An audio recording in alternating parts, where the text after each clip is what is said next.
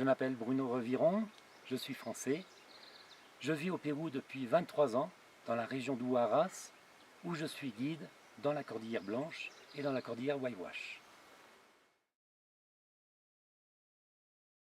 Et la préparation physique, souvent on la fait sur place, avec d'une part une mise en jambes, mais le plus important c'est l'acclimatation. Il faut ici s'acclimater à l'altitude, parce que normalement on marche au-dessus des 4000 mètres d'altitude. Donc le problème c'est qu'il y a un manque d'oxygène.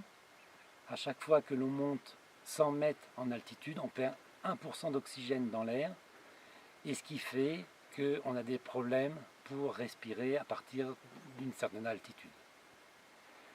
Fort heureusement, le corps est très bien préparé et va remédier à ce manque d'oxygène en multipliant les globules rouges, qui va nous permettre à pouvoir capter plus d'oxygène.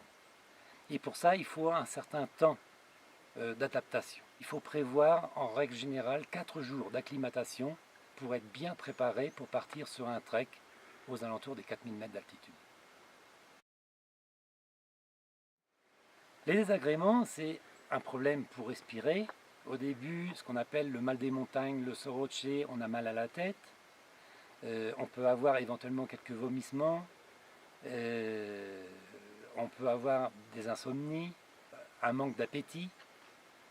Ça, c'est tous les problèmes liés à l'altitude quand on a tendance à vouloir monter trop rapidement, justement. C'est pour ça qu'il est très important de respecter certains paliers et ne pas aller trop vite. C'est pour ça aussi que principalement sur les 4 ou 5 premiers jours, quand on commence à monter en altitude, on se sent très fatigué. Parce que justement le corps commence à fabriquer des globules rouges et demande beaucoup d'énergie. Pour marcher, le plus important, une bonne paire de chaussures, c'est la base. Après, suivant les personnes, on peut être habitué à marcher avec des bâtons ou sans bâtons. Après, il faut avoir à la fois des affaires chaudes et froides, puisque dans la journée, on a des températures qui varient entre 20 et 25 degrés, et le soir, au niveau des campements, la nuit, on a des températures en général de 0, -1, -2.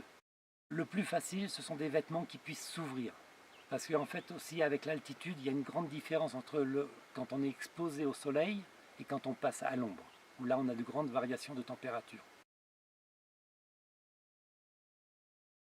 Les treks que nous avons dans la région et les étapes que nous organisons sont en général des étapes avec des dénivelés de 750-800 mètres